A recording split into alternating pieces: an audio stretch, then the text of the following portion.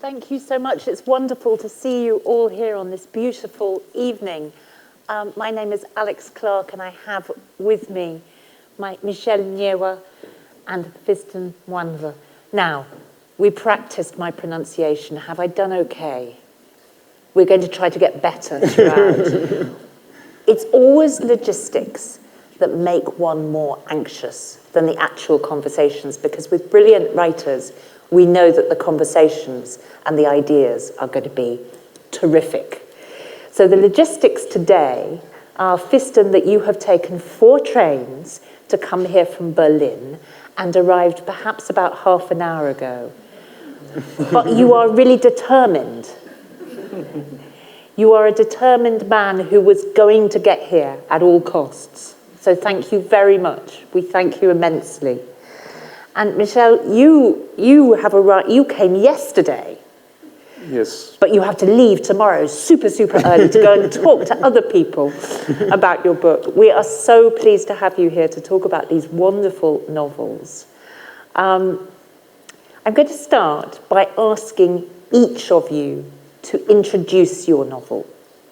Just tell us what it is about, how it fits in with your previous work. Then we're going to chat for a while about how it fits in with our theme this weekend, that theme of setting ourselves free, of resisting. This event is loosely titled Resisting from the Margins, and we're going to work out whether what you've written fits in with that theme. So, Michel, would you start us off by explaining a little bit about Dengue Boy, who actually, I'm going to say briefly, don't get too wedded to Dengue Boy, because Dengue Boy becomes Dengue Girl really quickly, and then Dengue Mother, and all sorts of other iterations. And the book was called something really quite different in its original language, wasn't it? Talk to us a little bit about it. Okay, hi all, it's a pleasure to be here. I speak in English. I'm sorry, my French is not that very good. It's not that my English is better, but at least it's more fluent. First, I was really moved by the reading of my text. Thank you. It's the first time I hear my writing read in French, and it was an honor. Thank you.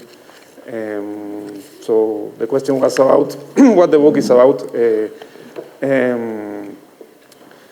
Are you listening to a translation from my English to... Don't worry, I can hear you, but I have these headphones on so that I, a person who is goodish in English, passable in French, non-existent in German, not great in Spanish, and tolerable in Irish.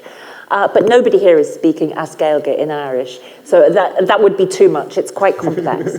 But I am going to understand Fiston perfectly through our wonderful interpreters. But I can hear you in Okay, no, in I thought that my English was translated to a better English over the headphones, so that's why I got well, scared. they could work on that. Shall we see? Could you possibly make Michel sound a little bit better? Say better things. That would work. Okay, I'm going to start you off with, I'm going to ask you, Dengue Boy, first thing one thinks of, just to sort of get the ball rolling, is it's impossible not to begin the novel and not think of Kafka.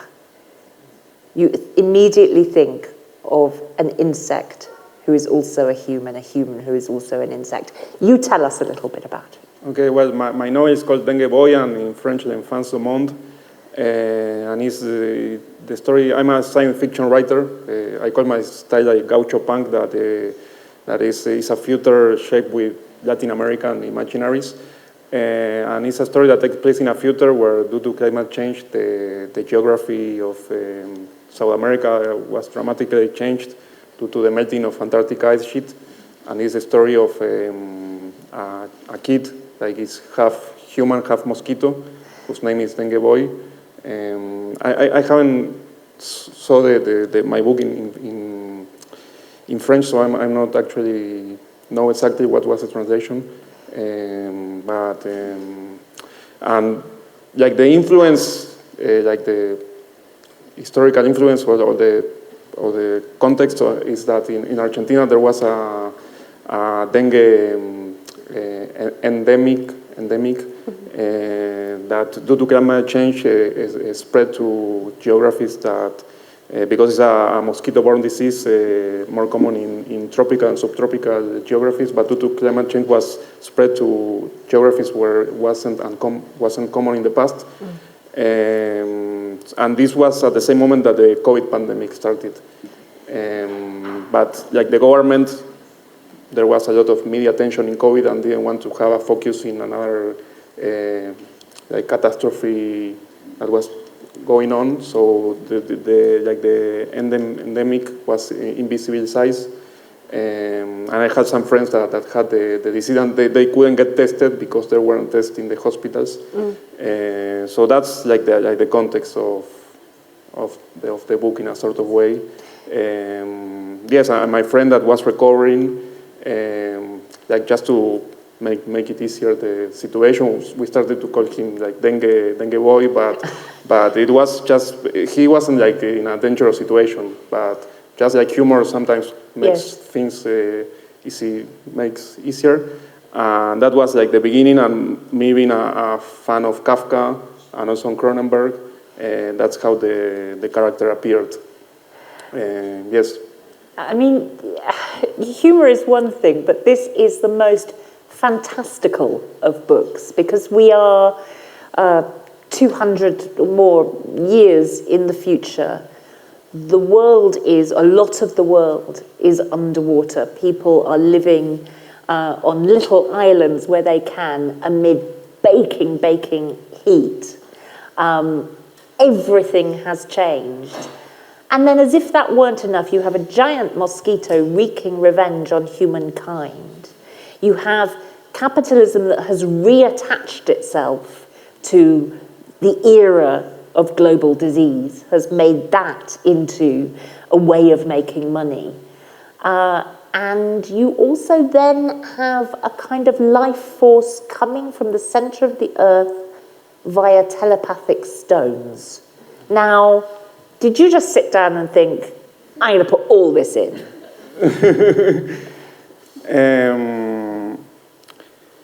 I don't know. It's I like the short novels. I like to read short novels, but sometimes I have ideas for a lot of novels, and I think it's better for me as a writer and as a reader just to put all inside.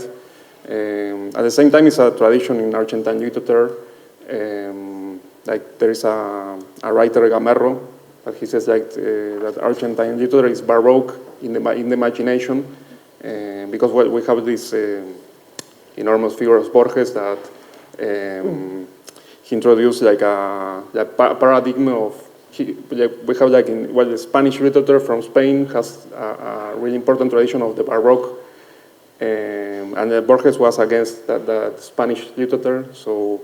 He introduced a sort of canon of Argentine literature that should be like the language should convey the plot. You were trying to get the style and the substance.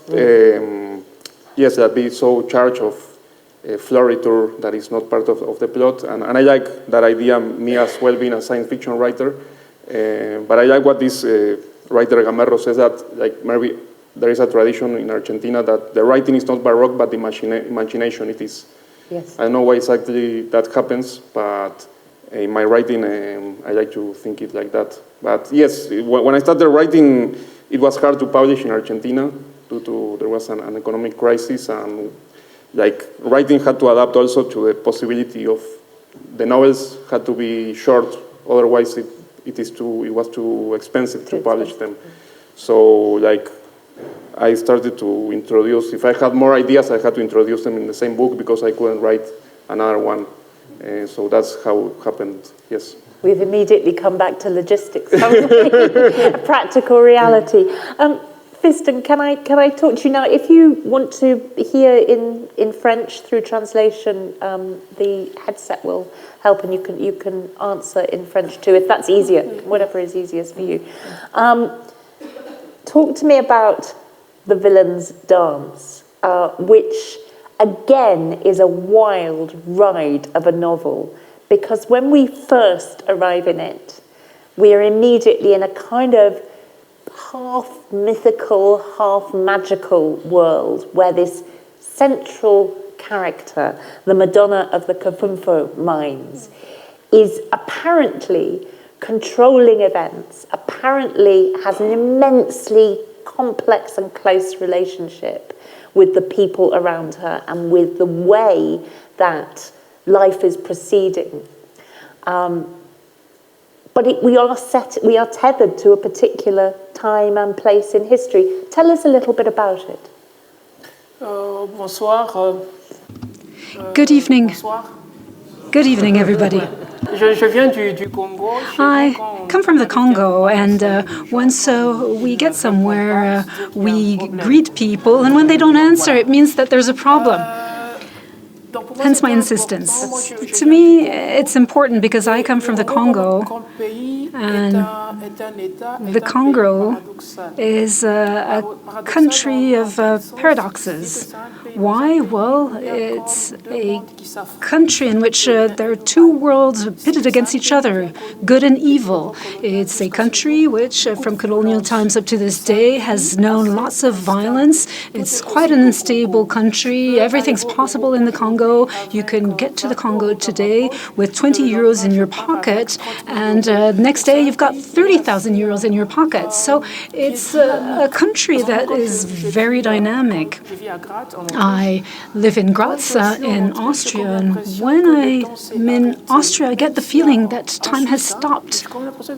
I get the feeling, that I can stay away for 6 months and I'll see the same buildings, see the same people, whereas in the Congo, everything changes all the time. There are floods, buildings are built constantly, so it's all in a flux. And as a Congolese writer, to me, it was very important to think about the history of my country. And not to think about it chronologically speaking from the Genesis to the Apocalypse, but to focus on the Mobutu era, on his dictatorship. At the time, the Congo was called Zaire. I was therefore born in a country that no longer exists in this shape and form.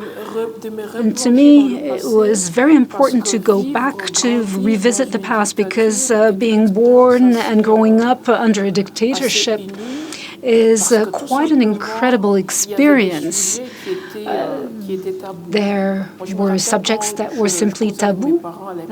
At the time, I spoke to my parents, my grandparents. There were simply topics that we can talk about. Mobutu, who was the president at the time, you could see pictures of him everywhere in the urban landscape. At the time, I thought Mobutu was part and parcel of my family. He was a member of my family because his pictures were everywhere.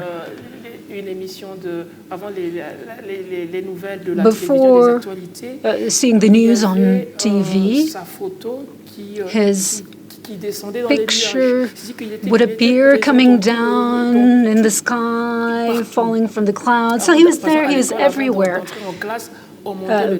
Before going to class, we had to sing the Zaire anthem in front of the national flag. So to me, it was very important to revisit this era through characters who were quite dynamic. All of my characters are people who live in the margins, children soldiers, there's an Austrian writer, there's the Madonna of the Kafufu mines, there are people working in the mines. So I had to have a whole series of characters in my novel. There's no main character. All characters are secondary characters. They all come with their own story. It's like a piece of jazz music. You've got different solos, the different instruments. So I wanted to tell the story of the Congo through the eyes of people who are excluded from history in a certain sense, to see how they struggle, how they negotiate through violence, colonial violence, which translated into political violence, sexual violence, what the German call Ausbeutung, abuse. I wanted to see how these people interpret their own country, how they fight back against violence, and through this violence they find a way to live. In the Congo, there's a saying. The saying is that 6 equals 9. It's all a matter of perspective. To me, it's a 6, and to you, it could be a 9. So it's through avoidance strategies that people manage to live in a dictatorship and find spaces where they can be free, where they can give free rein to their imagination, and fight against the dictatorship that way. Fiston, thank you so much. That was really fascinating. I want to ask you about something you said really at the beginning and then kind of built on, this idea of a really accelerated, dynamic society where things are changing so fast. And you yourself, as a writer, creating a sense of it, creating a work set there and about it from somewhere else, where things feel slow, where they may even feel static in a way, as if they're kind of not changing. I mean, Europe, for many people, again, a question of perspective, will feel in different kinds of ways dynamic, but it's not the same. There is a sense of history having been settled, and there being this stasis. How important has it been to you writing from outside of what was then Zaire, the Congo? Well, what I can say in relation to time is that in Africa, from a general point of view, people have 2 or 3 different timelines they live in. There's the Western timeline and there's the African timeline. What's important to highlight, to underscore, is that Africa is living through its Middle Ages, its modern times, and then Africa met with the Western world. And this was unexpected. It was violent, 2 worlds colliding who had nothing in common. And this encounter means that Africa, that was living through its modern times, collided with Europe, that was living through its modern times. And from a general point of view, when I'm at home here in Europe, I also have these 2 timelines. When I'm supposed to meet with a Congolese friend, I say, well, let's see each other in the afternoon. But if I meet with an Austrian, we have to meet at 3:30, at 4, at 4:30. So there are these 2 notions of time. When I go to a Congolese wedding, Congolese weddings, it says on the program that the bride and the groom will come at 7, but they actually show up at midnight. So I only turn up at midnight. But if it's an Austrian wedding, then you have to be there at 7. If you get there at midnight, everybody's already gone home. So as an African Congolese writer writing from Europe, I'd say that I'm living in different words. You think of different identities. You think the identity, and I'm thinking in German as I speak. Identity is considered as worlds colliding, when in actual fact, identity is something dynamic. It's something changing. It's in a flux. There are days when I wake up and I'm a Congolese. There are other days when I'm an Austrian. There are other days when I wake up and I'm black. When I'm in the Congo, when I'm at my parents' place, I wake up and I'm Fiston. But it's when I'm in Europe that my identity changes.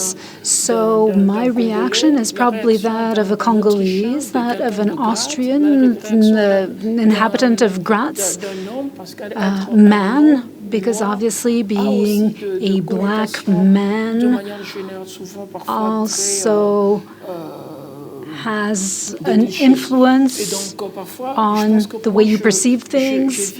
There are stereotypes attached to it. So I think identity is in a flux. It's dynamic. It's like clothes. I like cooking. I sometimes cook Congolese hot pot, and I eat. I forget that time is going by. Sometimes I cook Wiener Schnitzel, a typical Austrian dish. And so that's my identity, and my identity is dynamic, and that's the reason why I'm very happy to be living in this day and age and not in the 18th century. Because in the 18th century in Switzerland, there were no bananas. Everything was bland, there were no mango, there wasn't any Congolese beer, whereas here in Biel, where I was lucky enough to teach, there was a Congolese bar and restaurant. So it's this cosmopolitan world that is fascinating to me, and I live in this world as a writer. Thank you so much. I wonder, Michel, if I could come back to you, just following on from something that Fiston was talking about there, that layering of time. One of the things that happens in your novel is that certain of the characters play to a point of obsession a video game, and the video game takes those characters back to a time many before. The game is called Christians versus Indians. It's a game essentially, or it becomes called something else eventually, but it's basically a game of conquest, as so many computer games are. But it seemed to me that it was a way that you were talking about the past, and a past that was no longer available to the people who were then, they had been divorced from that. The people playing the game in the future, present as it were, of the book, had no access to what was being talked about. It had lost meaning for them. I wondered if that was something that you were thinking about very intently when you were writing. Yes, I think the experience of time also in Argentina, it's not linear in a sort of way, because a lot of violence, political violence and also economical violence, because in our country in the past 20 years there is an inflation of more than 100% per year, so in a sort of way that what gives the most instantaneous sense to life, that is money, you can't get a sense. So in the book there is about that absurd of everyday experience, and also how the novel is also about two geographies that are Pampa and Patagonia, that are really important in Argentina, like both for tourist industry, but also in the history of the culture, like they are the embodiment of what is Argentina. And these geographies were constituted as geography of the country due to an indigenous genocide that occurred both in Pampa and Patagonia. But at the same time, now it's taking place like huge extractive industries as fracking and subsurface mining and soy monoculture that continue in a sort of way the violence against populations and to these geographies. So I wanted to mix, to embed in a sort of way my writing in a tradition of writing that is out Pampa and Patagonia, but this geography is completely transformed due to climate change and the ongoing advance of these extractive adventures, and how in a sort of way there is a violence going on that is not chronological. And there is a violence, the book takes place in the 23rd century, but the kids play a game that takes place in the 19th century when this indigenous genocide took place. So it's like there are like two times taking place at the same time because there is a violence that is not chronological in how it works. So yes, and at the same time the book is about kids. When I was writing it, I had like Lord of the Flies as in a sort of ways as a reference. But I was thinking, what is the contemporary cultural artifact that that's part of the sentimental education of kids, and video games is by far the most important device nowadays of subjectification. So I wanted to introduce also that the experience of kids of reality by video games. And also in the book is about like finances, and there is a connection because it's like the ground people are like playing a video game through the finances. So it's like there is like an homology in the novel of both video games in a sort of way. Thank you. I wonder if I could ask you both to talk a little bit about something that we're touching on, about the relation of your work, each of you, to the literary traditions that you've grown up with, to the storytelling traditions around you in different countries and in different places and in different times, and how they connect with what you want to do now, and again, how they connect with that idea of literature as a form of resistance, as a form of documenting what is happening in order to be able to provide a form of resistance for people. Well, okay, okay.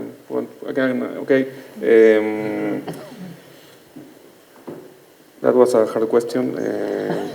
But well, we could break it into smaller questions. I rolled a lot of questions into one there. I consider myself a science fiction writer, and I like that tag because, well, in Argentina, it's like in a sort of way like a rare genre.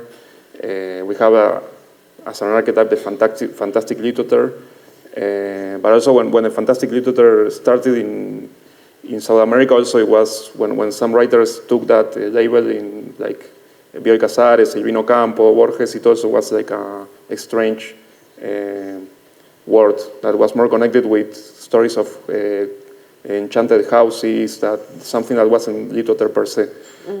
So I like, in a sort of way, this tag that it doesn't have a big tradition in Argentina to read the history of our literature and also of our country. Like in a sort of way, well, as I was saying about the violence, like technology was part also the foundation. These narrations of our country are part of how technology would bring violence. No, sorry, about how technology would bring progress, but it was the same technology that produced the biggest genocides and ecological catastrophe. So I think that science fiction is a good tool to read that connection between violence and technology. Yes, and also, well, and at the same time, like science fiction in the past wasn't considered a big genre because it's more connected with tropes like robots and like gadgets and other outer space. But at the same time, like the mythical engine of capitalism nowadays is that language as well. The language of the fetishization of technology and the supposed utopia of taking billionaires to other planets. So in a sort of way, science fiction is like a political philosophy in a sort of way that dialogues with the present. I like to think it more as that as literature in a sort of way, the science fiction. Like a political discussion about the present. Exactly. The issue is when you read about the intersection in Dengue Boy of capitalism and immunology, and how money will be made out of pandemics and disease. That is not reading about the future, is it? That is reading about now. So, you know, these are not really stories about the future necessarily. And in the same way, I felt, Fiston, that I was reading something that, again, was set in this specific part of the recent history of the region, but also had this really important intersection with what is happening now. Is that how it felt for you?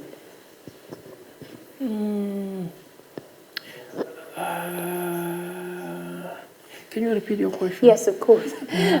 You are writing about a specific time. You, in a sense, in a kind of, in the literary tropes that you're using, you're also freeing it from that time because it's an incredibly inviting book. We immediately feel that we're being spun lots and lots of different stories by lots and lots of different tellers. As you said, it's an ensemble novel. There are lots of characters. There's no one central character. And there is this overarching idea of this Madonna character who is going to somehow yoke all these people and all these stories together. But I wondered what you felt the relationship between what you were writing about and the present day was. Pour moi, je pense que mon travail elle est très liée I think that my work is strongly linked to my own life. It's very personal. Whether I'm writing a novel or poetry, everything is quite private, personal, even familial. I was born in Lubumbashi in southern Congo, which is known for its copper mines, but my grandparents come from another part of the country. In the colonial period, the administration needed lots of labor in the south. And that is how so many people were conscripted to work in the mines in Katanga. It was during this euphoric period that my grandparents, my great-grandparents, sometimes at the age of 14 or 15, ended up going south to work in the mines. So I lived in this city where everything revolves around mining. In Lubumbashi, you can't be an artist. If you say you're a writer, people say, well, you're 30 years old, you're 40 years old, and you're still writing? You must not like money. We've got gold, we've got uranium here, we've got copper, and you're writing poetry? So there's that paradox. Everything revolves around the mines. It's a city like all colonial cities. Colonial mining cities were established to make money. You find a vein of some mineral, and they say, well, we'll build a city here, and we'll bring people from elsewhere to do the work. In Lubumbashi, in my hometown, in 1910, I think it was a more cosmopolitan city than Geneva, because people came from everywhere, South Africa, from Europe, not to work in the mine, but to do business. It's a bit like the gold rush in the American West. So I was born into that environment, and I started to write in that environment. And in my work as a writer, I would say that my work is intemporal and also transnational, because the realities related to the mining world are universal, whether they're in Congo or in the US or anywhere else. When people work in a mine, they have the same reflexes. The mine, these are people, young people who are often taken forcibly to work in the mines. And people have these ideas about the mine. There's a lot of singing, and the songs talk about being uprooted, being exiled, wanting a better future, because these are young people, and I think these are universal realities. When I read something by a South African author about mining, it's as if he's writing about, it's as if I'm reading my own texts. I think the mining world is the same everywhere. So my work is rooted in the universe, in the Congolese soil, but at the same time it's universal because it's the exploitation of man by man. And I remember my grandfather, and I know this is paradoxical, but as an African writer, the conflict begins with language. Why do I write in French? The language that my grandparents were colonized with and were sent to the mines with. So that's another conflict for a writer. Which language are you going to write in? I remember that my grandparents were very proud when I spoke French to them. They said, great, you can speak the white man's language. You're going to be able to understand their secrets. And maybe you can trick them or become more intelligent than them. But at the same time, my grandparents were sad because they knew that I spoke. The better my French became, the more I was cutting the cord with my birth culture. And as a writer, my exile began with French because it's a language which is connected to violence. It's synonymous with deportation, uprooting, and exile. Congo itself was created in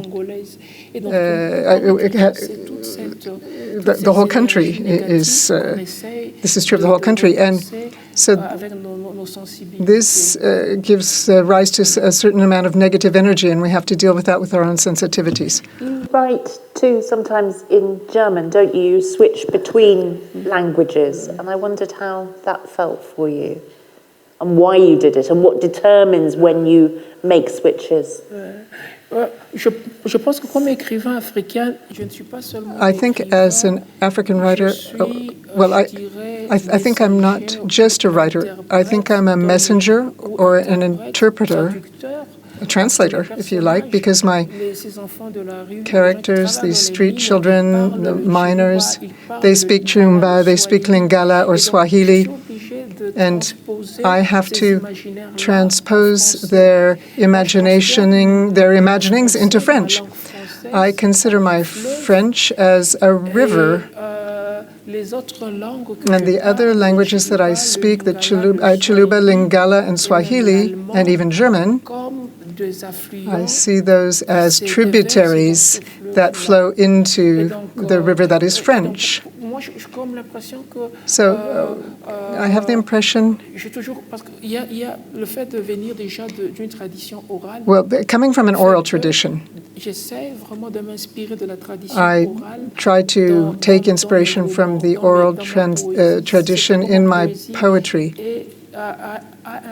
That's why my poetry has a rhythm, which is the rhythm of the griot, the traditional storyteller-singer, because these people have memorization techniques, memorizing lists, etc. It's similar to jazz, because all of jazz and other types of music also talk about man and exploitation. So when I write, I try to take inspiration from jazz or other similar musics, whether it's in German or in French. Jazz is so important throughout your work and obviously important to you. It is the music of, among very many other things, freedom and protest as well as freedom, the aspiration to freedom. Before we go to some questions from the audience, I just want to bring us back to this idea of resistance and of rebellion, and to ask you both whether writing these experiences, these myriad experiences from different kinds of groups, from different kinds of perspectives and places, in dialogue with the traditions, artistic traditions, cultural traditions, is a way that you see of, as you were saying, being a messenger, is a way of, in some way, enabling a form of resistance. Do you see it like that, I wonder, Michel? Or do you feel I'm creating a story here? I like what Fiston was saying about the transnationalization of certain experience, like of mining. That I was thinking that both our books start with a map, that in a sort of way is like a colonial device to think like a territorial, a place where you extract commodities. That in a sort of way, my book is also that and the future consequences of the acceleration of that kind of ventures. But yes, like in the case of science fiction, there is like an accumulation of the future being thought by like global North writers that gives the idea that the future doesn't have a future for their own. That also happened with the economy, like the finances have like the future bonds that produce a future, what the price will be of coal, of other commodities, that produce a sense that that's like a uniform future that can be like twisted. And it's like a rigid of still that future that will happen, and South America is not part of that future. And in a sort of way, my novel takes place, like I have this eerie moment during the pandemic when at that moment I was in New York, and like the city due to the shutdown was completely deserted. But as the financial district, the finances work by algorithmic trading. They continue buying and selling stocks. So I thought that if humanity dies completely, like capitalism will continue, and capitalism already plans how to continue when humanity perish, or for most of the humanity perish, like the 99% of humanity maybe, the ones that won't go to Mars. So in a sort of way, my novel is, okay, what would happen in South America when the billionaires can exit to Mars? And I wanted to think in like a possible resistance of that future, of a different future. And that's how I think also as a resistance, my literature to the ability to think a future from the South that is something that is like stolen in a sort of way, the capacity of having that imagination of the future from certain populations and territories. Thank you so much. Fiston, one thing that struck me was you talked about how in your society, people would say, in your country, people would say to you, what are you doing? You mustn't care about money. You're not a miner. Why are you being a writer? And you started off telling us what it was like having this regime sitting over you the whole time, how it shaped your reality. And I wondered if writing, just in itself, in exercising imagination, felt like a really powerful form of resistance, just in itself, because you're not letting your reality be created by a dictator, nor by the mining industry. Ouais, je pense que par exemple la colonisation, la violence. Well, I think colonization, violence, dictatorship, any form of exploitation starts with rape of language, imagination, memory. As Michel has said, we are writers. We try to create possible future utopias to take ownership of our memory, be it in the Congo, in Latin America. Our countries, the countries in Latin America, have been characterized by dictatorships for decades, and therefore creating characters, writing fiction, poetry. These are means to take ownership of our own history. And it also helps facing our memory. There are gaps. It's the case in the Congolese history. If I look at my family's memory, if I recount it, there are certain events towards the end of the 18th century, children who have been massacred. And this is the reason why we need literature to recount what's been left unsaid. And literature is also there to bring justice when no justice can be done. It helps serving justice. It serves as a compass. And during colonial times or under dictatorships, there are gaps that cannot be bridged, and we fill them up with literature. That's the role of literature, according to me. Literature is there to say the world, to say it differently, to say it from one's heart, with one's sensitivity. Thank you so much. Listen, I'd love to bring you in, the audience now. We have some microphones that will come to you to ask a question. Would anybody like to ask Michel or Fiston, or both of them, a question?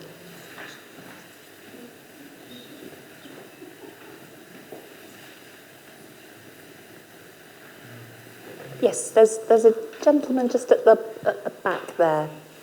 Yeah, thank you so much.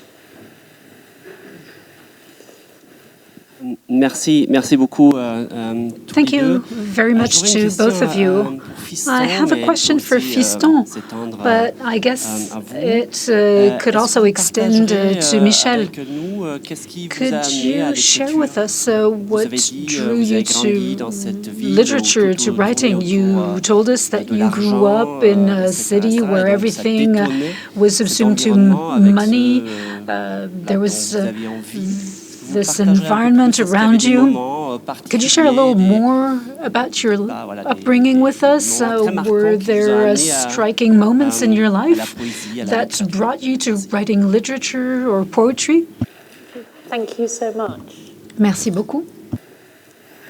Pour ma part, je dirais c'est assez paradoxal parce que quand mon grand-père paternel when my father's father arrived in Katanga at the age of 14, he was too frail to work in the mines. He worked for Italians, for Belgians, as a boy or as a gardener for several years. And then he opened the first bar in Lubumbashi.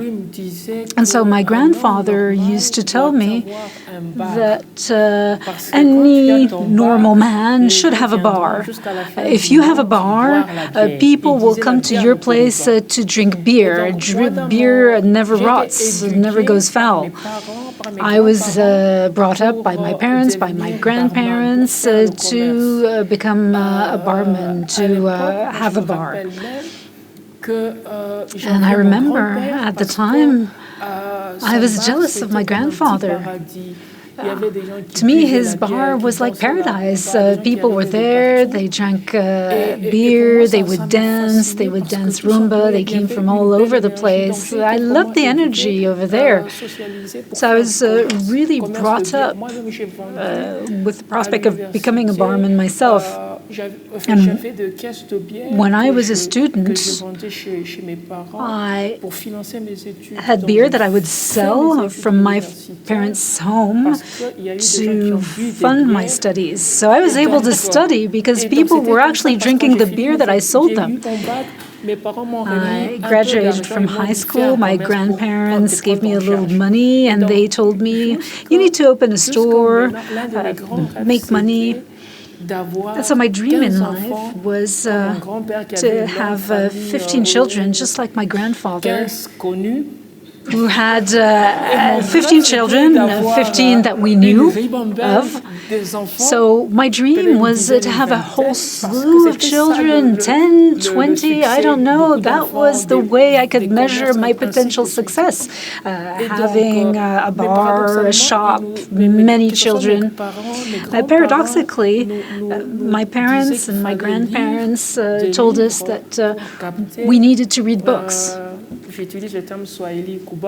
We needed to read books to capture Tubamba, to capture white man's intelligence.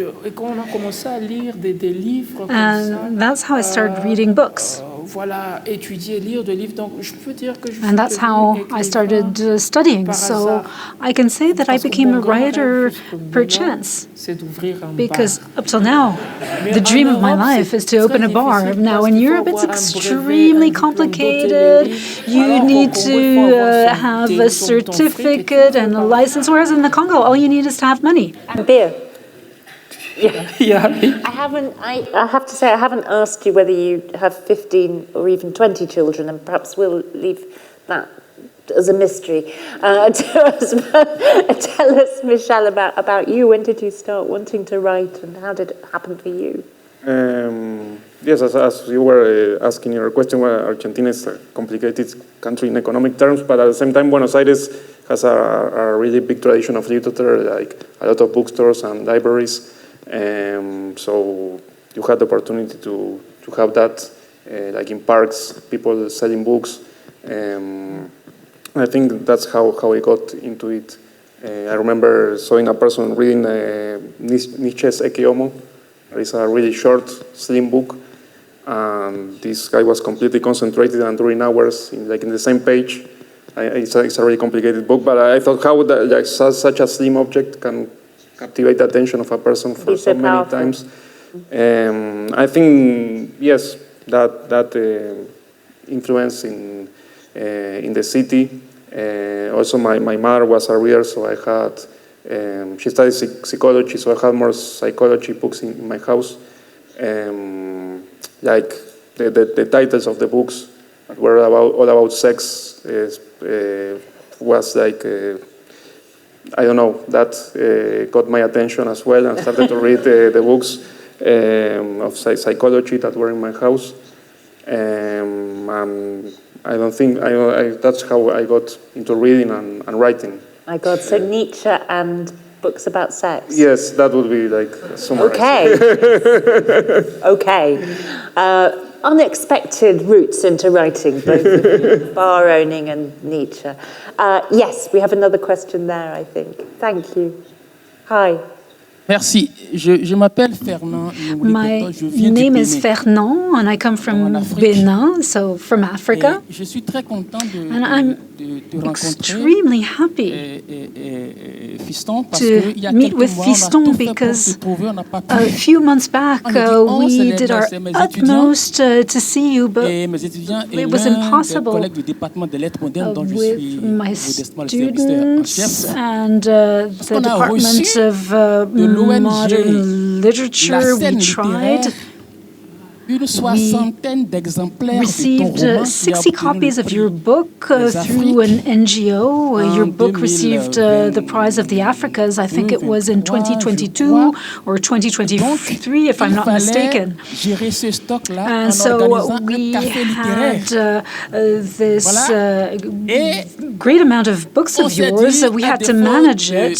We thought, well, maybe we could pay for you to fly so that we could meet with you. Then we thought maybe social media. My students started searching for you, hunting you down on social media, but they were unsuccessful. And here I am in front of you, so I hope I'll be able to take pictures with you to show my students that I met Fiston. I was successful in searching and finding him. Delighted to have you here. Okay, thank you very much. Deux petites questions. So, I have two questions. First of all, the title of the novel. As a teacher, I'm quite happy I didn't have to teach your book. But my colleague who did read your novel, and the dance of the villain, I asked him, what's the dance of the villain? The villain's dance. And they had a hard time explaining to me. I didn't understand. The excerpt that we heard at the beginning talks about this dance, but beyond this one-off event in the novel, I guess it's a metaphor, but why did you choose it? And then I come to my second question. I'll be brief. I get the feeling that violence is pervasive in both novels, the two novels that we talked about. It's everywhere. So I'm wondering about something. If we are to react to the violence of the world, do writers have to be violent in their writing and in their language? Aren't you reproducing violence through your literary plots? I don't know. Do you have a solution so that the violence of the world be replaced by peace? Thank you. That's actually a lot of questions in one, but they're really good questions. So we will try with the few minutes that we have to answer them. Where do you want to start, Fiston? Well, first of all, thank you very much for your kind words. Thank you for your message, and do greet your students from me, from the bottom of my heart. I think in Africa, when you're a writer, your role is slightly different than that of a writer in Europe. In Africa, if you're a writer, you're part and parcel of a community. You wander the streets of your town, people come up to you, they ask you, well, why aren't I a character in your book? Why don't you talk about the reality of the life in the Congo?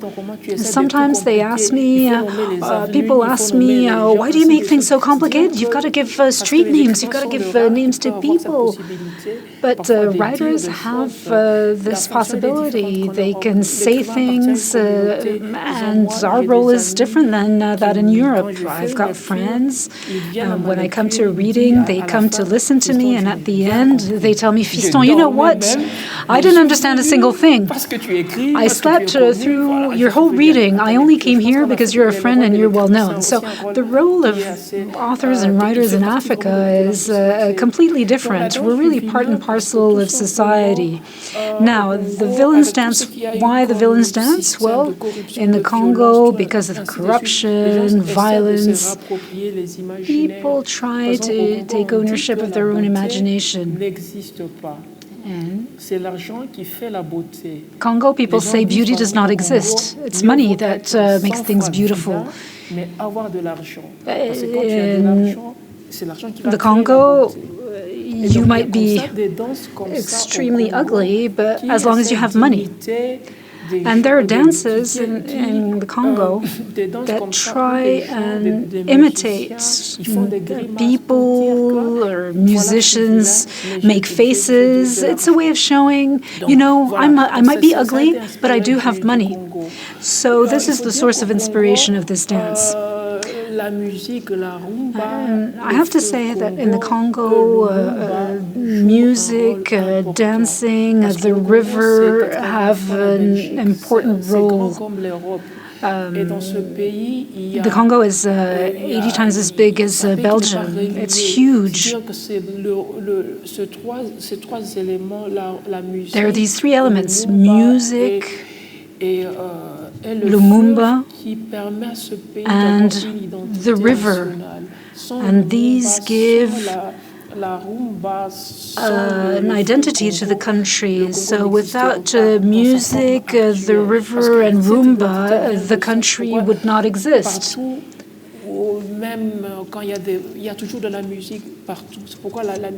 There's music everywhere. And that's why there's music in my work. It's a real lifeline. And then to answer the second question, I'd say that as a writer, I feel that I'm a member of the 47 group, which is a group that was built in German-speaking world to rethink the German language and German-speaking literature in the aftermath of World War II. They started working on language, on the imagination, to see how they could use the language of the Nazis. And I think it's this kind of question that I try to think of in my work. To me, French is not my native language. It's my second, third, or fourth language. It's related to violence. People have been forcibly brought to the mines because of the French. And so working on language in that language is a way of using the language to recount our own realities. So there is violence, but in a sense, it's a way of describing the world. I'm just going to give, as we draw to a close, I do want to give you, Michel, just a chance to say a word about that idea of violence, because it's really important, isn't it? Okay. And there is violence in your novel, and a lot of eating of people by a giant mosquito. That was quite violent. Thank you for the question.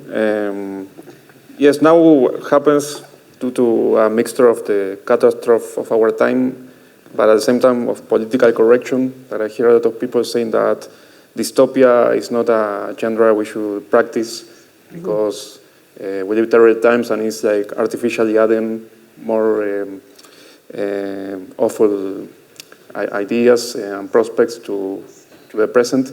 But I think that that's a misunderstanding of how dystopia works, because for me there is like the dialectical connection between dystopia and utopia. I like Ursula K. Le Guin has a quote that she says that in the heart of every dystopia beats an utopia. And I think that the dystopia is not just like a reflection of the present, but a possibility of finding like a crevice in the reality that allows to accelerate all the contradictions, but at the same time that acceleration shows a different horizon. That is what utopia is about. And that's how I think science fiction and my writing. Like there is a lot of violence, like an acceleration of violence that takes place in the present, but at the same time, that acceleration allows to something different appear that is unexpected. And that's how I think, yes, the connection between dystopia and utopia and how violence work in it. Like at the end, there is like optimism through all that violence. Thank you so much. Oh. I just wanted to add that perhaps Africa doesn't have a monopoly on violence, but in French-speaking Africa, violence is visible, whereas in Europe, it is invisible. For example, European bureaucracy is excessively violent. In Congo, or in Africa in general, you can discuss things with somebody you had an appointment with and you're late because you had to walk, because it's raining, because you had an argument with your wife. But in Europe, I find the bureaucracy, it's latent. It makes one feel very alone. So there are different types of violence. That's why I said that in Africa we're in an African type of modernity. We live in societies that are too violent, but in Africa the violence is extremely visible. Whereas here in Europe, for example, if people have problems, they tend to go see a psychologist. I just call my mother and I say, Mom, this is what's happening. And she calls her cousin who says, Fiston, you have to do this and that. And she calls somebody else. And at the end, I don't really need to go see a psychologist anymore. Well, Fiston, thank you very much. Listen, I'm really glad you became a writer, but I would quite like to go to your bar. I would like Fiston to have a bar, because I think it would be a very good bar with excellent tunes. I think you'd be very, very good at making video games. So. But you're both tremendous writers. You're going to go and sign books now in the tented area. The books are on sale upstairs, and then go out to the tent to have them signed. But you've just been wonderful. Thank you so much to our audience. Thank you to our interpreters also. Thank you. Thank you both.